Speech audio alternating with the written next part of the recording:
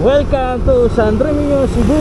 Kumusta mga Mars and Pars? It's Bruce Travel Vlog here. At ngayon, andito tayo sa highway ng San Remigio, Cebu para mag-explore at mag-ride. Ang ganda ng panahon, perfect for a motor ride at ang ganda ng vibe. At syempre, isi-share ko sa inyo ang mga tanawin at mga experience ko dito sa daan at sa mga magagandang lugar na aking madadaanan. Ang San Remigio ay parang isang hidden gem dito sa province ng Cebu at kahit malayo siya sa Cebu City, sulit naman ang biyahe. Makikita mo dito ang mga breathtaking views na perfect na backdrop para sa mahilig na magmotor. Pwede ka kahit saan dito mag-tour. Isa sa pinaka-enjoy ko magmotor dito, bukod sa scenic roads, maganda ang mga daan, nakasimento at may asfalto. May mga friendly locals na makita mo dito sa daan na para mo na ring kaibigan. Minsan, pati mga bata magwi-wave sa iyo habang dumadaan ka. Talaga namang nakakataba ng puso, di ba? Isa pang bagay na gusto ko dito sa San Remigio ay hindi masyadong matao. May mixed nature at peaceful na vibe na lugar. Wala naman akong nakitang nagkagulo dito so far. Plus, mayroon din mga local eateries kung saan pwede kang mag-take a break and try some local delicacies. Kaya perfect ang ride sa mga gustong makapag-relax at mag-enjoy sa nature dito. Sana makapasyal din kayo. Kung may pagkakataon dito sa San Remigio ay may mga hidden beaches na perfect mag-relax after mag-ride kahit anumang panahon. Dahil umabot ka dito sa dulo, pwede ba tayo makahingi na pabor ng isang follow sa aking Facebook page at TikTok account at subscribe my YouTube channel.